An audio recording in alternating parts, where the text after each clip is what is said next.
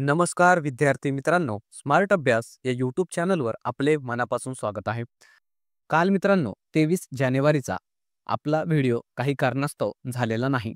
म्हणून आजच्या या व्हिडिओच्या माध्यमातून आपण कालच्या अर्थात 23 जानेवारीच्या आणि आजच्या 24 जानेवारीच्या या दोन्ही दिवसांच्या ज्या महत्त्वपूर्ण चालू घडामोडी घडलेल्या आहेत त्याचा अभ्यास करणार आहोत. तत्पूर्वी आपण जर चॅनलवर नवीन असाल तर चॅनलला सबस्क्राईब करून घ्या. व्हिडिओ जर आवडला तर व्हिडिओला लाईक करा. तसेच हा व्हिडिओ आपल्या विद्यार्थी मित्रांना नक्की शेअर करा, जेणेकरून याचा फायदा आपल्या मित्रांना सुद्धा होईल. चला मग सुरुवात करूया अत्यंत महत्त्वपूर्ण असणाऱ्या अशा चालू घडामोडींना. तर पहिला प्रश्न असणार आहे, अतिशय महत्त्वाचा प्रश्न आहे. हा प्रश्न स्टार करून ठेवायचा आहे. तर प्रश्न असणार आहे, महाराष्ट्राचे नवीन राज्य निवडणूक आयुक्त कोण बनले आहेत? ऑप्शन्स या ठिकाणी देण्यात आले आहेत. याचे योग्य उत्तर असणार आहे option number A, Dinesh Waghmare हे नुकतंच महाराष्ट्र राज्याचं जे राज्य निवडणूक आयोग आहे त्याचे आयुक्त बनले आहेत. त्याविषयी काही पॉईंट्स लक्षात ठेवायचे आहेत. तर हे जे दिनेश वाघमारे आहेत ते माजी सनदी अधिकारी आहेत आणि ते नवीन महाराष्ट्राचे राज्य निवडणूक आयुक्त म्हणून त्यांना नियुक्त करण्यात आलेलं आहे. या अगोदर UPS मदान हे महाराष्ट्र राज्याच्या राज्य निवडणूक आयुक्त होते. त्यांचा कार्यकाळ 4 सप्टेंबरला संपलेला आहे मित्रांनो आणि तब्बल 135 दिवस झालेला आहे. हे पद त्या दिवसापासून रिक्त होतं. आता या पदावर आयुक्त म्हणून आलेले आहेत दिनेश वाघमारे. हा प्रश्न आपल्यासाठी महत्त्वाचा आहे, स्टार करून ठेवायचा आहे. तसेच महाराष्ट्र राज्य निवडणूक आयोग जे आहे त्याविषयी सुद्धा आपल्याला काही पॉईंट्स लक्षात ठेवायचे आहेत. त्यावर आपल्या परीक्षांमध्ये प्रश्न विचारले जातात. त्याची स्थापना झाली होती 26 एप्रिल 1994ला आणि जे काही आयुक्त असतात त्यांचा कार्यकाळ असतो 5 वर्ष आणि या आयोगाचे कार्य काय असते तर राज्यातील जे स्थानिक स्वराज्य संस्था असतात जसं महानगरपालिका, नगरपालिका असतील, जिल्हा परिषद, पंचायत समित्या, ग्रामपंचायत या ज्या स्थानिक स्वराज्य संस्था आहेत त्यांच्या निवडणुका पार पाडणे असेल, निवडणुका जाहीर जाहीर करणे असेल, निवडणुकांचे निकाल जाहीर करणे, त्यानंतर मतदार यादी तयार करणे आणि उमेदवार जे फॉर्म भरतात त्यांचं नामांकन अर्ज हे भरून घेणे, हे अतिशय महत्त्वाचं काम हे राज्य निवडणूक आयोग हे करत असतं. हे आपण लक्षात ठेवायचं आहे.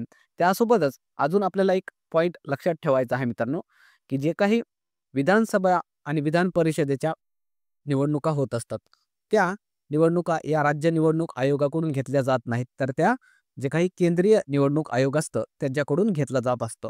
हे आपल्याला फरक लक्षात ठेवायचा आहे. काही विद्यार्थ्यांना यामध्ये कन्फ्युजन होऊ शकतं. म्हणून हा पॉईंट सुद्धा आपण लक्षात ठेवा.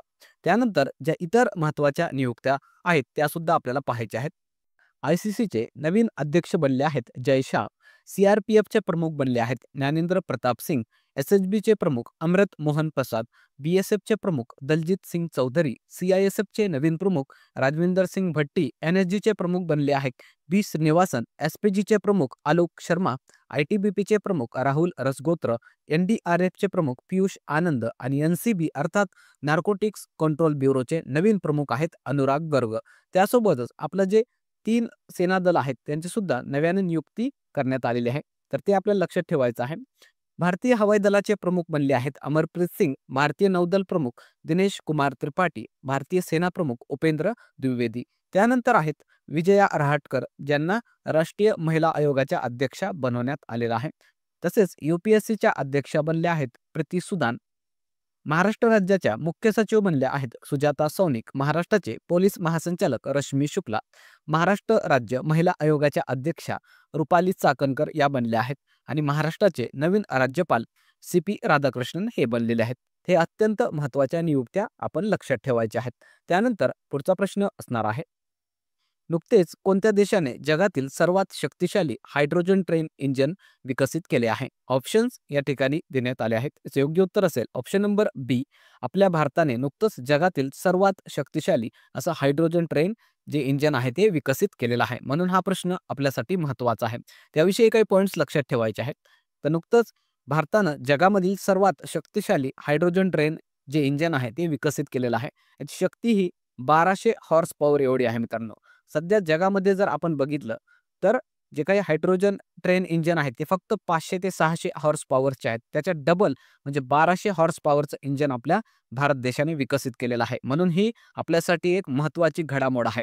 याचं इंजिनचं परीक्षण जे काय आहे ते हरियाणा राज्यातील जिंद ते सोनीपत हा जे काही रेल्वे महामार्ग आहे त्यावर केला जाणार आहे, हे आपण लक्षात ठेवायचं आहे.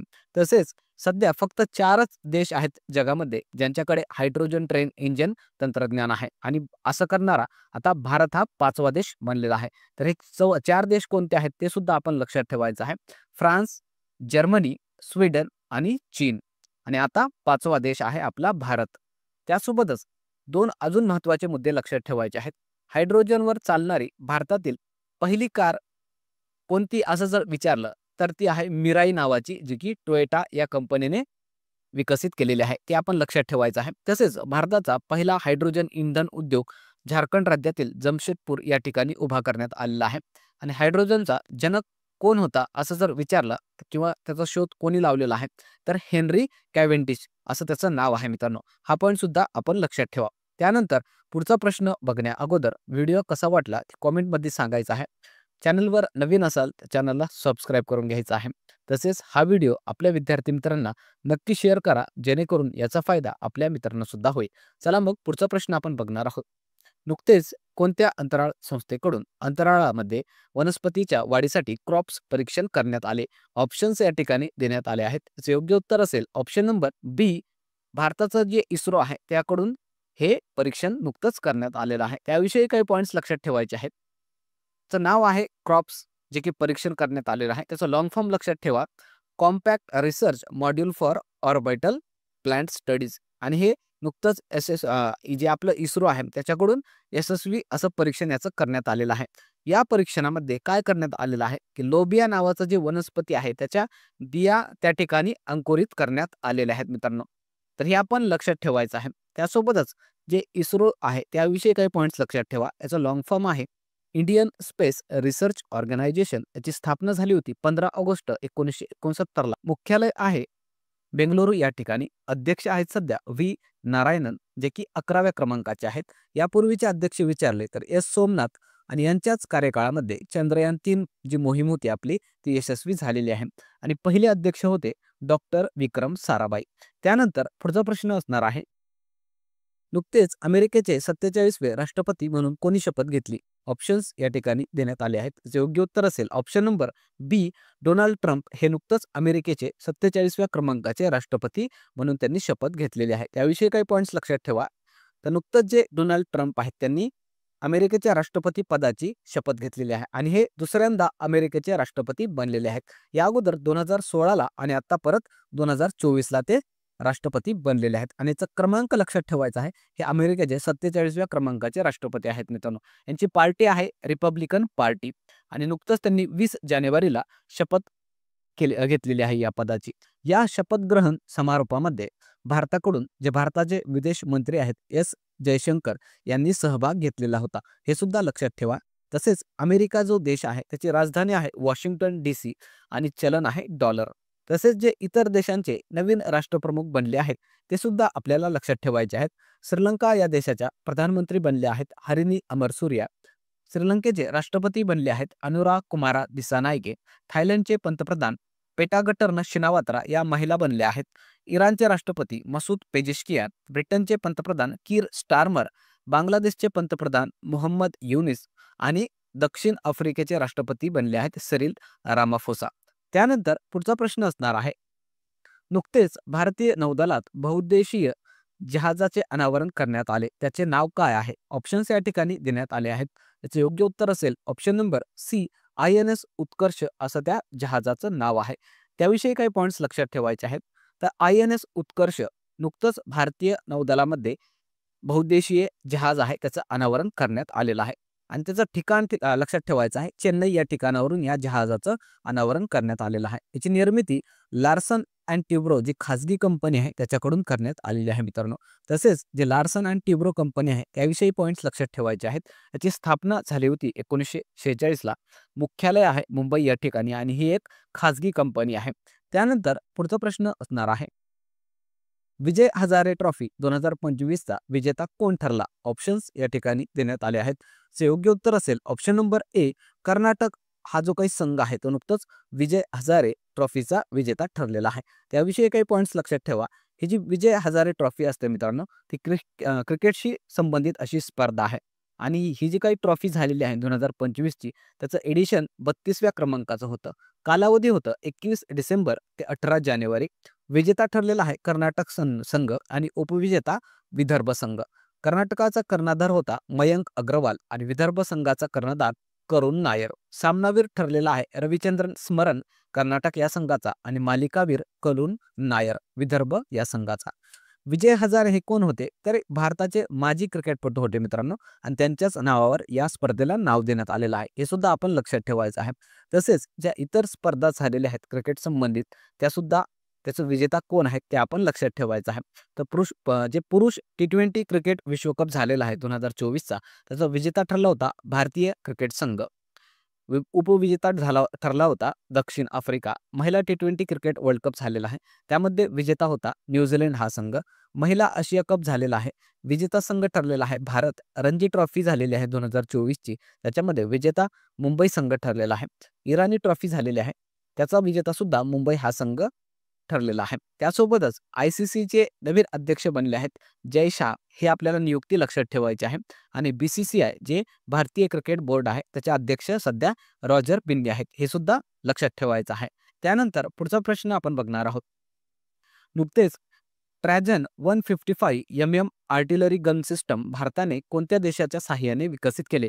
ऑप्शन्स या ठिकाणी देण्यात आले आहेत. योग्य उत्तर असणार आहे ऑप्शन नंबर डी फ्रान्स या देशाच्या साहाय्याने ही गन किंवा बंदूक जी आहे ती आपण विकसित केलेली आहे. त्याविषयी काही पॉइंट्स लक्षात ठेवायचे आहेत. त्याचं नाव लक्षात ठेवायचं आहे ट्रॅजन 155 MM आर्टिलरी गन सिस्टम आहे जे की भारताने फ्रान्स या देशाच्या साहाय्याने विकसित केलेले आहे. फ्रान्सची कंपनी होती KNDS आणि भारताकडून लार्सन अँड टिब्रो या 2 कंपन्यांनी मिळून हे जे काही गन सिस्टम आहे ते तयार केलेलं आहे मित्रांनो किंवा विकसित केलेलं आहे. या ट्रॅजन 155 MM जी आर्टिलरी गन सिस्टम आहे ही जे काही बनून तयार झालेली आहे तर ती आता आपण भारताकडून आर्मेनिया या देशाला निर्यात केली जाणार आहे. हा मुद्दा आपल्यासाठी महत्त्वाचा आहे ते लक्षात ठेवायचं आहे. तसेच याची रेंज किती आहे मारा करण्याची क्षमता ही 40 किलोमीटर एवढी आहे मित्रांनो. आणि अजून एक पॉइंट लक्षात ठेवायचा आहे की भारत ब्रह्मोस जे सुपरसोनिक क्रूज मिसाईल आहे तो इंडोनेशिया या देशाला निर्यात करणार आहे आणि या संबंधित आपण नुकतंच 1-2 दिवसामागे ही घडामोड बघितलेली होती. हे सुद्धा आपण लक्षात ठेवायचं आहे. त्यानंतर पुढचा प्रश्न बघण्या अगोदर एक अत्यंत महत्त्वाची माहिती तुम्हाला द्यायची आहे की येणाऱ्या 26 जानेवारीपासून आपण दररोज संध्याकाळी 8 वाजता खास विद्यार्थ्यांच्या आग्रहाखातर मॅथ्स अँड रिझनिंगची जी बॅच लॉन्च केलेली आहे ती फ्रीमध्ये असणार आहे सर्व विद्यार्थ्यांसाठी. हे जे काही बॅच असणार आहे मित्रांनो ते बेसिक ते ॲडव्हान्स सर्व काही या बॅचमध्ये आपण कव्हर करणार आहोत जे की सर्व परीक्षांसाठी उपयुक्त ठरणार आहे. आणि हे जे काही वेळ असणार आहे ती दररोज संध्याकाळी 8 वाजता असणार आहे आपल्या YouTube चॅनलवर. म्हणून हे सुद्धा सर्वांनी लक्षात घ्यायचं आहे. त्यानंतर पुढचा प्रश्न असणार आहे नुकतेच NDRFचा स्थापना दिवस कधी साजरा करण्यात आला? ऑप्शन्स या ठिकाणी देण्यात आले आहेत. याचे योग्य उत्तर असणार आहे ऑप्शन नंबर सी 19 जानेवारीला नुकतंच जे NDRF आहे त्याचा स्थापना दिवस म्हणून साजरा करण्यात आलेला आहे. त्याविषयी काही पॉइंट्स लक्षात ठेवा. ही NDRF जे आहे त्याचं लॉंग फॉर्म आहे नॅशनल डिझास्टर रिस्पॉन्स फोर्स.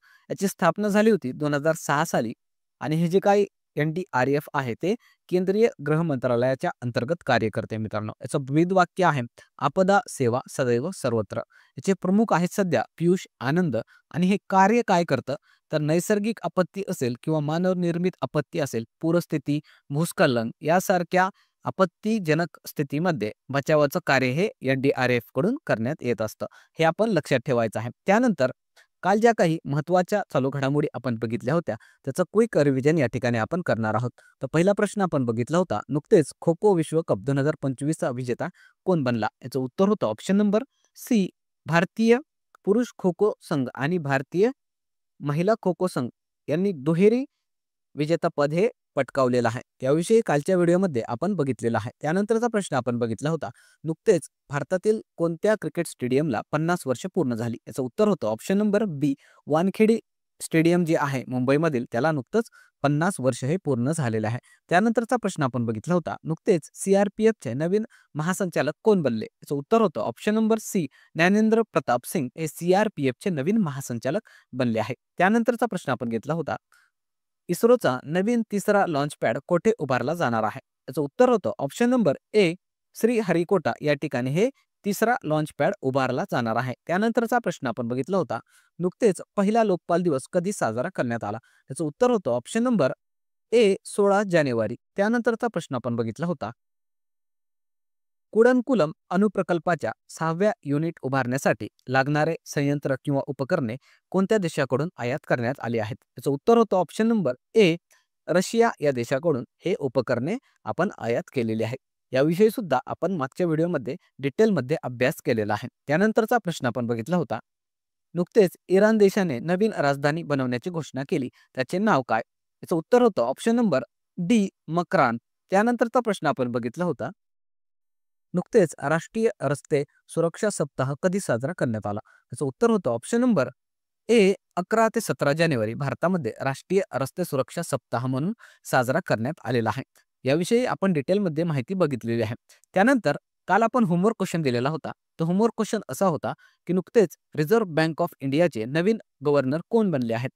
आणि ऑप्शन्स या ठिकाणी आपण दिले होते. याचं उत्तर हे बऱ्याचशा विद्यार्थ्यांनी अतिशय चांगल्या प्रकारे डिटेलमध्ये कॉमेंट बॉक्समध्ये दिलेलं आहे. त्यांचं खरंच मनापासून अभिनंदन. आणि ज्या विद्यार्थ्यांनी याचं उत्तर दिलेलं नाही त्यांच्यासाठी उत्तर आपण सांगणार आहोत. याचं उत्तर असणार आहे option number A Sanjay Malhotra हे नुकतंच रिझर्व्ह बँक ऑफ इंडियाचे नवीन गव्हर्नर बनले आहेत. त्यानंतर आजचा होमवर्क क्वेश्चन असणार आहे अतिशय महत्त्वाचा प्रश्न आणि अतिशय सोपा प्रश्न आहे. प्रश्न असणार आहे, महाराष्ट्राच्या मुख्यमंत्र्यांचे सचिव म्हणून कोणाची नियुक्ती करण्यात आली आहे?